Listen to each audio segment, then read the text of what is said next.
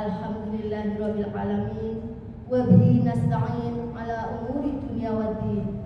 Wassalatu wassalamu ala asyrafil anbiya'i wal mursalin nabiyina Muhammadin wa ala alihi wa ashabihi ajma'in.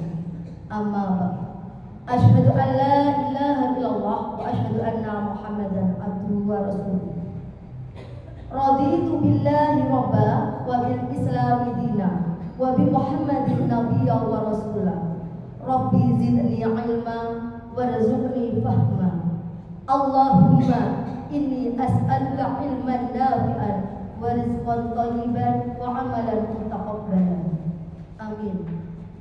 Yang terhormat Ibu Pimpinan Ranting Aisyah Kedurus Cabang Karangpilang dan ibu-ibu peserta kajian perawatan jenazah.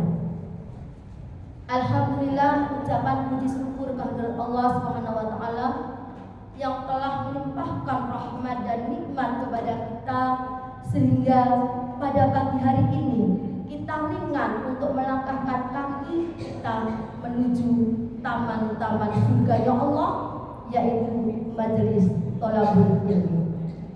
Salawat serta salam mudah-mudahan tercurahkan kepada Nabi kita, Nabi Muhammad SAW, yang telah menunjukkan kepada kita li'ila kalimatillah ad-dinul Islam.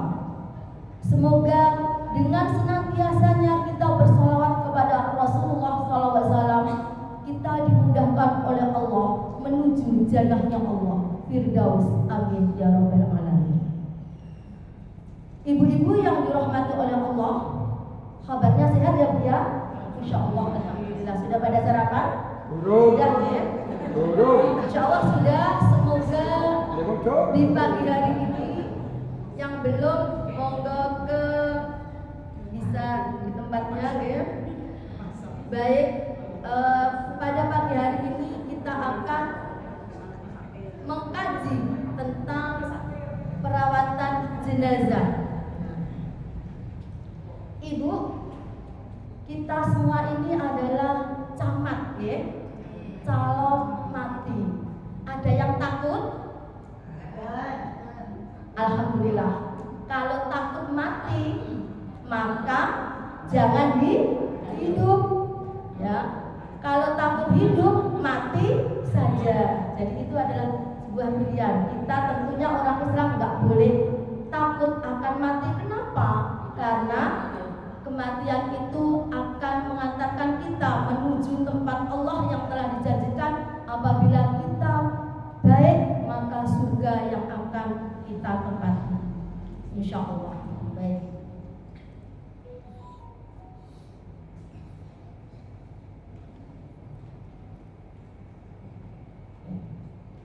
Nah, pagi ini kita akan membahas tentang seputar kematian dan cara merawat jenazah.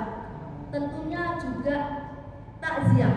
Nah, karena kita perempuan, maka apabila kita ditinggal oleh suami kita, kita akan mengalami masa iddah. Baik Ibu, kematian adalah ketentuan Allah atas setiap makhluk hidup, sebagaimana dibacakan oleh qori kita tadi. Ada sebuah ayat, kullu nafsin dha'iqatul maut wa innama tuwaffuna ujurakum yaumal qiyamah. Faman zuhziha 'anil nar wa udkhilal jannah faqad faz. Wa mal hayatud dunya illa mata'ul ghurur. Jadi setiap yang bernyawa akan merasakan kematian, termasuk manusia. Malaikat mati, setan mati. Tetapi malaikat dan setan matinya tidak sekarang, yaitu menunggu datangnya hari kiamat. Nah, bagi manusia kematian itu adalah sebuah harapan bagi orang Islam menuju surganya Allah. Kemudian bagi orang-orang kafir adalah akan memasuki nerakanya Allah. Tergantung amalan kita. Kita orang Islam, maka kita harus mengikuti peraturan Rasulullah. Di antaranya sesama muslim mempunyai hak. Kata Rasulullah, An Abi Hurairah radhiyallahu anhu qala Rasulullah sallallahu alaihi wasallam hakul muslim 'alal muslim sittun. Jadi haknya orang muslim sesama muslim itu ada 6. Idza laqitahu fasallim alaih, dan apabila bertemu maka ucapkan salam, lebih-lebih saling berjabat tangan. Wa idza da'a fa'ajib, maka apabila engkau diundang maka penuhilah undangannya. Wa idza istansahaka fansah, maka apabila kita dimintai nasihat maka kita juga harus siap memberi nasihat. Wa idza atasa fahamidallah fasamidhu, dan apabila bersin maka hendaklah kita mendoakan. Wa idza marida fa'udhu, dan apabila sakit maka kita harus menjenguk, perintahnya Rasulullah. Jadi harus menjenguk. Fa idza mata fadbahu, dan apabila mati maka iringilah jenazahnya. Jadi kajian ini adalah ilmu untuk saya dan untuk panjenengan. Apabila saya duluan, monggo jenengan iri, boleh. Jangan dipanggil Allah duluan meninggal dunia, monggo jenengan iri. Tapi kalau jenengan dipanggil dulu, saya tidak akan iri. Saya akan memperbanyak ibadah dulu. Monggo, itu pilihan. Iri enggak Bu kalau saya duluan? Boten nggih. Masih nikmat nggih di dunia nggih. Bareng-bareng ae. Bareng-bareng ae. Nanti kalau bareng-bareng ae enggak ada yang merawat. Makanya kajian ini adalah ilmu untuk saya dan ilmu untuk panjenengan semua. Nah, baik Ibu, tadi ada 6 hak. Kemudian Rasulullah juga memberikan ilmu kepada kita, yaitu adab menjenguk orang sakit dalam Islam. Yang pertama adalah niat yang tulus karena Allah. Jadi perbuatan kita itu Ibu yang dinilai Allah adalah niat kita. Menjenguk pun itu harus ikhlas karena Allah, bukan tendensi yang lain. Wes kancaku sakit tak jenguk, wes engko aku sakit aku akan dijenguk. Tidak seperti itu. Lillah, ya, semua semata-mata karena Allah. Yang kedua, memperhatikan waktu yang tepat. Ya, jangan sampai menjenguk itu malam, waktunya orang istirahat, atau di siang hari yang juga pasien itu membutuhkan istirahat. Jadi kita harus benar-benar tahu waktu yang tepat. Kemudian berbicara dengan lemah lembut, Ibu. Jangan sampai kita itu menjenguk dan rame sendiri, atau menjenguk malah begini, Mbak, sakit apa Mbak? Kanker. Ya Allah Mbak, tonggoku ya sakit kanker ya Mbak. Udah mati. Ya enggak sih, waras. Ya enggak jadi. Kita itu harus bisa menggembirakan orang yang sakit. Sabar. Jadi diberi motivasi hidup, ya. Kemudian jangan lupa membawa oleh-oleh atau buah tangan. Ya. Sebenarnya yang sakit itu tidak berharap itu, tapi ini adalah perintahnya Rasulullah. Membawa oleh-oleh untuk memberi semangat yang sakit, bahwa kita itu memperhatikan. Yang berikutnya menjaga kebersihan diri. Jadi kita itu menjenguk orang sakit tidak asal-asalan, harus tampil yang rapi juga, bersih. Yang terakhir, berdoa untuk kesembuhan. Jangan sampai kita orang Aisyah tidak bisa mendoakan orang sakit. Allahumma rabbana si'adhibil ba'sa wa anta safi la sifa'an illa sifa'uka sifa'u la yughadiru sifa'u. Harus bisa. Kalau nggak bisa, Rabbil Arsyil Azim. Itu cukup. Kalau nggak bisa lagi, doakan dengan menggunakan bahasa Indonesia. Pokoknya menjenguk orang sakit itu jangan sampai ditakuti. Harus benar-benar kita bisa menghibur-menghibur. Baik. Seputar kematian biasanya didahului oleh suatu sebab. Betul Ibu? Kadang sakit, kadang juga kecelakaan, bahkan kadang-kadang mati tanpa sakit. Karena kematian itu tidak memberitahu. Ya, tiba-tiba kalau Allah menghendaki ya sudah, bersembunyi dimanapun akan dikejar oleh kematian. Makanya kita harus mempersiapkan diri menuju kematian. Sebagaimana artis yang terkenal itu tidur kemudian meninggal dunia, berarti kematiannya tidak didahului oleh sebab apapun. Kemudian diperintahkan apabila kita diuji sakit maka harus bersabar. Jangan sampai berputus asa, apalagi berburuk sangka kepada Allah. 5. Kenapa?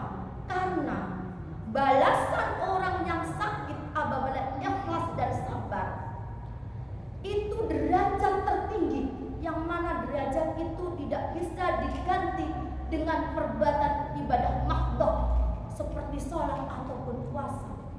Luar biasa itu. Jadi pahala orang yang sabar ketika sakit adalah derajat yang paling tinggi. Maka ketika ada sahabat sakit, supaya tidak berputus asa itu tadi, kita harus bisa menghibur diri, membesarkan hatinya. Tentunya bila sakitnya sudah parah, hukum alam, maka akan menuju sebuah kematian.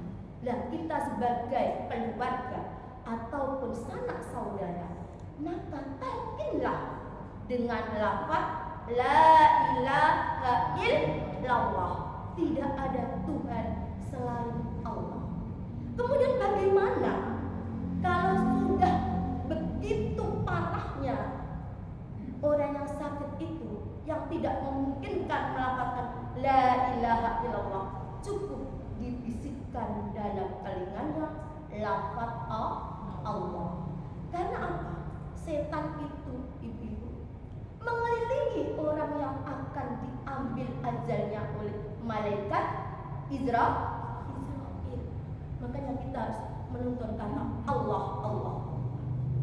Bila sudah tidak bisa. Tapi kalau yang sakit itu sudah menunjukkan akan datang kematian, kemudian beliaunya bisa la ilaha illallah, jangan diajak ngomong, jangan ada yang menangis, jangan ada yang membaca Al-Quran, diamkan. Itu adalah tanda beliau husnul khotimah. Dibiarkan. Kalau udah la ilaha illallah, jangan ada yang mengajak bicara, stop. Paham itu ibu? Paham ya? Insya Allah.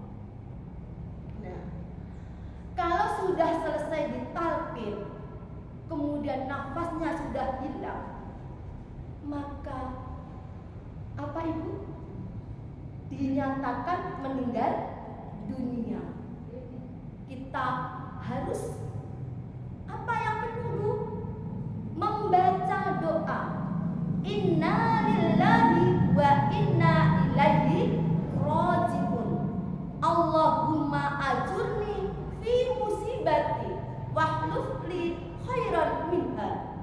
Artinya, sesungguhnya kita sekalian milik Allah dan akan kembali kepadanya. Ya Allah, berikanlah kepadaku pahala dalam musibahku dan gantilah musibah ini dengan kebaikan untukku. Jadi ini. Langkah berikutnya apa? Pejamkan mata. Dipejamkan. Kemudian dikatupkan mulut. Jangan sampai ibu itu mengatakan kalau ada orang meninggal dunia kok melek. itu jelek, tidak. Kok mangat itu matinya jelek, seolah tidak. Kenapa kadang-kadang ada orang yang melek membeli? Karena sakitnya sakaratul maut. Okay? Jadi itu bukan sebagai patokan jelek dan baiknya orang meninggal dunia. Banyak kok orang-orang kafir yang meninggalnya baik-baik saja. Itu luar biasa sakitnya sakaratul. Nah, ketika matanya tidak menutup, hendaklah kita tutup, segera ditutup, dikatupkan. Kemudian apa? Dibujurkan dengan posisi kepala menghadap ke arah kiblat. Kalau rumahnya memungkinkan, maka segera dipindah, kepalanya berada di timur. Tapi kalau tidak, maka posisi kepala sebelah utara.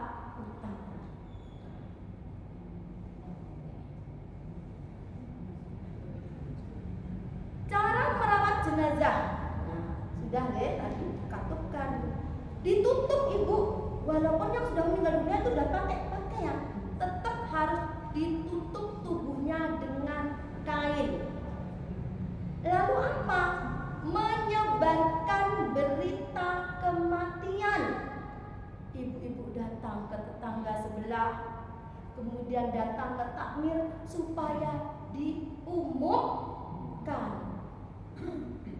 Memberi apa itu? Supaya memberitahu kepada famili supaya segera bertakziah.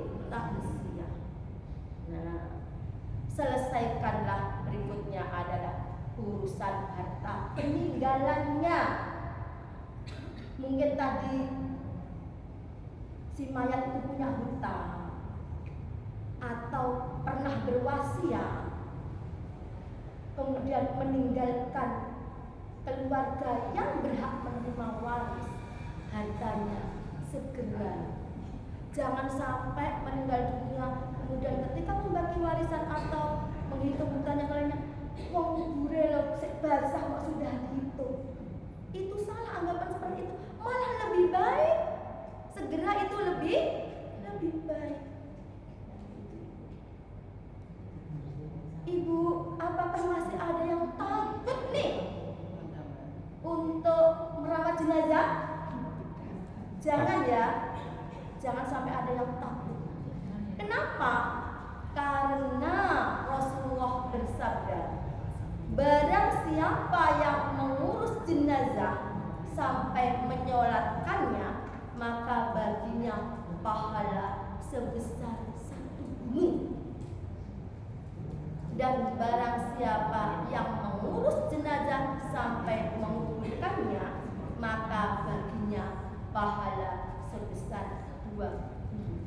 Bahkan ada hadisnya sebesar gunung Uhud. Luar biasa. Tak bisa pun bawa. Tapi kita dapatkan ketika kita berada di akhir. Luar biasa. Jadi ibu-ibu Aisyah jangan sampai takut untuk merawat jenazah. Makanya Aisyah pusat sampai dengan ranting harus bisa merawat jenazah, dan ini adalah salah satu programnya Aisyah berkemajuan. Kewajiban terhadap jenazah: 1. Memandikan. Jenazah laki-laki dimandikan laki-laki dan istri. Anak laki-laki boleh, anak perempuan no. Jenazah perempuan dimandikan perempuan dan suami. Begitu juga anak perempuan tidak. Yang kedua, mengkafani. Mengkafani jenazah dilakukan dengan kain putih yang menutup seluruh tubuhnya. Kenapa sih kok harus putih? Zaman Rasulullah tidak ada pertanyaan, ya Rasul kenapa itu menutup jenazah harus putih? Tidak pernah begitu sahabatnya tanya. Jadi kalau sudah diputuskan putih, ya putih. Untuk jenazah pria ditutup dengan 3 helai. Untuk jenazah perempuan ditutup dengan 5 helai kain. Jangan sampai nanti ibu ketika disambung itu dihitung 2. Jangan. Jadi ada ini orang kainnya nggak cukup, badannya besar, itu disambung. Misalnya kain pocongnya disambung, itu dihitung 2. Kenapa? Untuk menghemat kain. Jangan dihitung 1, ada 5. Setelah itu adalah menyolati jenazah. Diperintah oleh Rasulullah, ya, salat jenazah itu diperintahkan Rasulullah bahwa suatu saat ada seorang muslim wafat, dikabarkan kepada Rasulullah, maka Rasulullah bersabda, sholatkanlah temanmu itu. Setelah mensolatkan, maka menguburkan atau memakamkan. Pengantar jenazah ke makam hanya diperbolehkan laki-laki saja. Perempuan tidak diperbolehkan. Kalau setelah dimakamkan besoknya silahkan mau ziarah. Tapi ketika baru diantarkan, perempuan dilarang oleh agama. Jangan sampai kita melihat artis yang pakai hitam-hitam, pakai payung. Kita bukan mereka. Kita adalah muslimah yang taat kepada agama. Kemudian persiapan memandikan. Sebelum jenazah dimandikan, terlebih dahulu harus dipersiapkan peralatannya. Harus siap, Ibu. Jangan sampai sudah di tempatnya digunting. Nah, jangan. Jadi siapkan tempat tertutup dan luas. Siapkan air suci yang menyucikan. Berapa airnya? 1 bak air biasa, kemudian air campur daun bidara, kemudian air campur kapur baris. Cotton bud pengganti daun sirih untuk membersihkan apa? Kuku. Sabun untuk menyabun tubuhnya, kemudian sampo dan handuk untuk mengelap jenazah setelah dimandikan. Handuknya jangan 1, Bu, tidak cukup. Oke. Kemudian kain kering untuk menggantikan kain basah, tempat untuk membaringkan jenazah. Dimandikan boleh 3, boleh 5, tergantung. Monggo. Bagian kepala ada yang meramasi badan dan kaki. Ya, nanti prosesnya dipraktekkan. Siapa saja yang diperbolehkan memandikan? Ternyata tidak hanya sekedar keluarga, harus muslim, berakal dan balik. Oke, balik deh.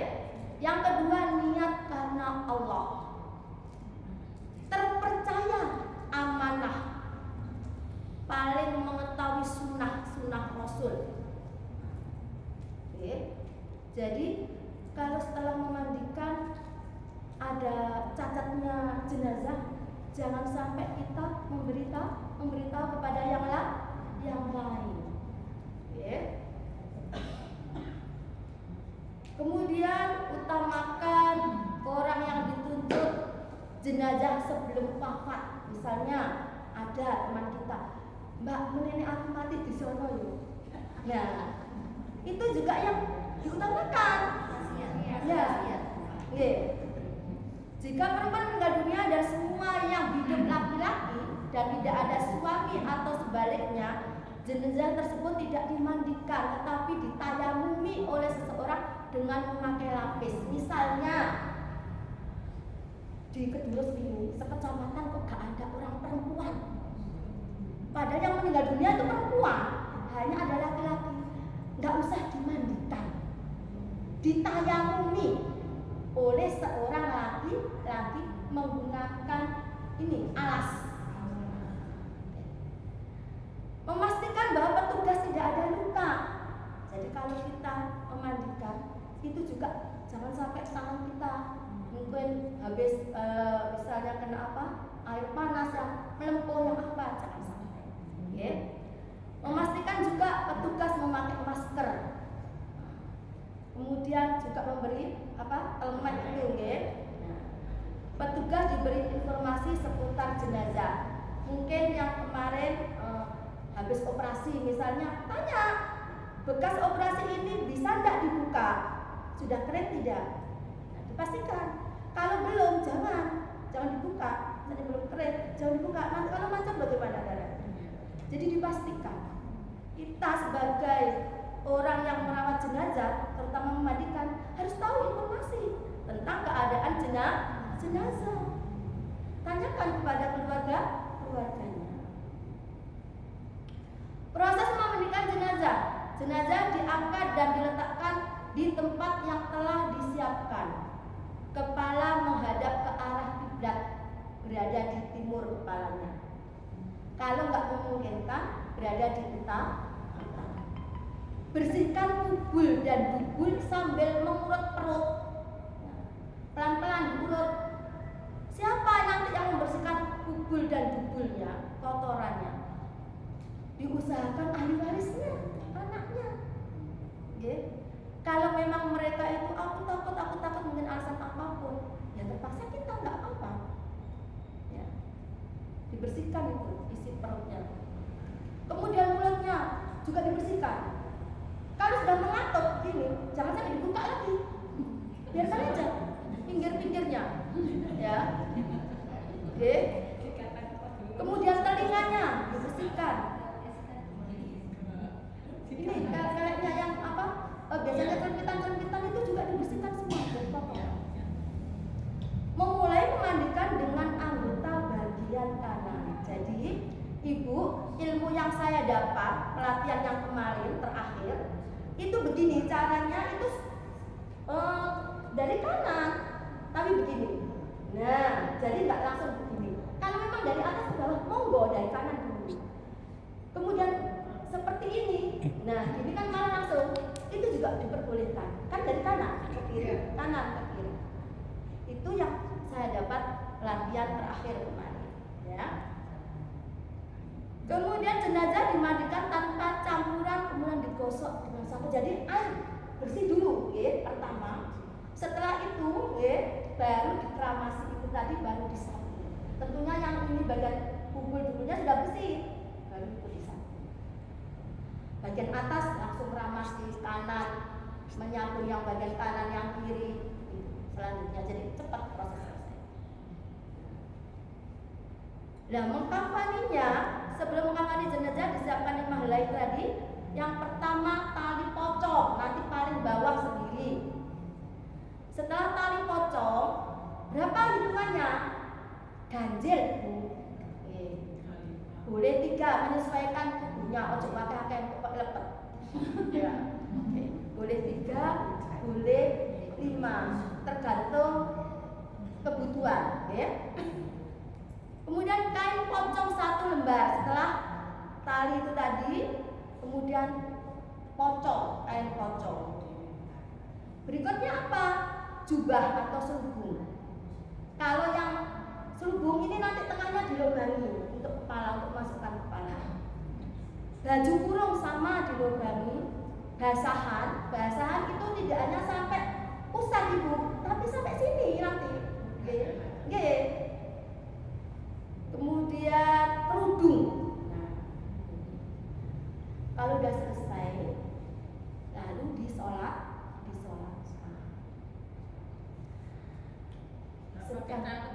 Tidak. Jadi cawat itu perlu tidak? Tidak. Kalau memang jenazah itu kok pendarahan atau yang lainnya, itu langsung menggunakan pempes. Kalau nggak ada masalah, tidak usah pakai cawat, tidak usah pakai kapas. Kalau kapas itu dibutuhkan bila memang itu memerlukan sekali.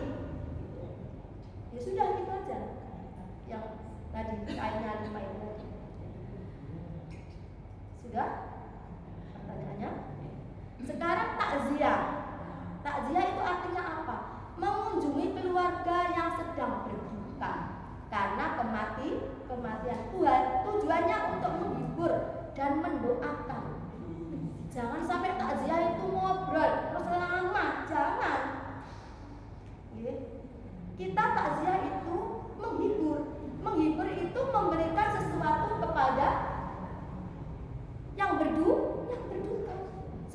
ya hanya 1 hari. Ini programnya Aisyah. Jadi mungkin kita bergilir datang. Katakanlah paling sedikit 3 hari atau paling lama 7 hari. Adab takziah. Kalau udah adab itu berarti akhlak, ya. Berdoa, mendoakan. Mendoakan siapa? Mendoakan si mani. Juga menghibur, yang sabar, yang ikhlas, gitu ya. Memberi bantuan orang yang berduka. Oke. Kemudian apa? Kalau sudah nggak ada jenazah, juga nggak usah mensolatkan atau mengantar. Tapi kalau mau sholat, juga nggak apa-apa. Gitu. Jadi seperti suami saya waktu meninggal dunia, juga ada yang takziah sahabatnya, sudah lama beliau minta antar ke makamnya. Juga ada yang sholat, juga diperbolehkan. Karena jenazahnya sudah tidak ada. Hal-hal yang dilarang dalam takziah, menangis dengan nihayah, nangis, kenapa kamu itu meninggal dunia, saya itu masih sendirian. Kalau ada orang yang ditinggal seperti itu, ibu, katakan aja, mau ikut tak? Nah, kan udah digitukan, insya Allah kan dia. Kemudian jangan mencaci maki jenazah karena rasa tidak suka. Ya, nggak boleh, walaupun kita itu benci kepada orang tersebut, jangan dicaci. Yang berikutnya, berfoya-foya di rumah orang yang berduka, mewangan dengan lahapnya. Ketika dihidangkan itu, lupa bahwa yang didatangi itu adalah orang berduka. Kalau emang apa ya, bertamu biasa, jangan ya. Ibu-ibu Aisyah tidak seperti itu, insya Allah. Karena kita perempuan, tentunya ada iddah. Apa itu iddah?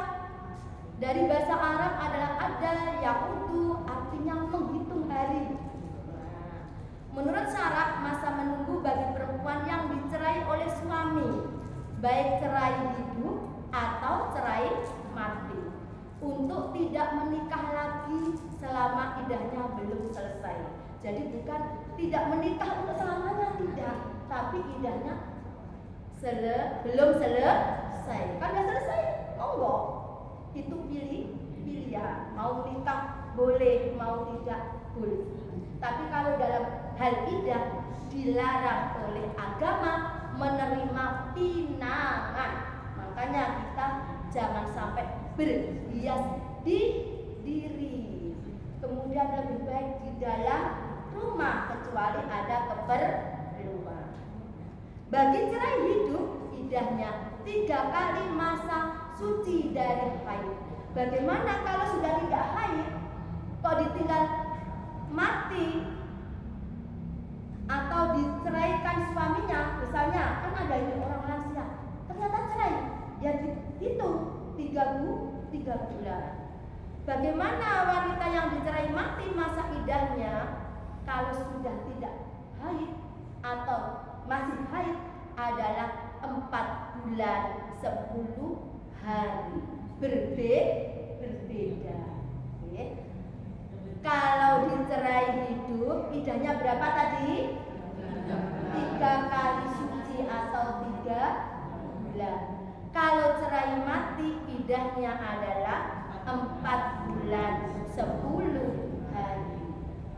Zaman Rasulullah sudah ditentukan seperti ini. Ini Al-Quran.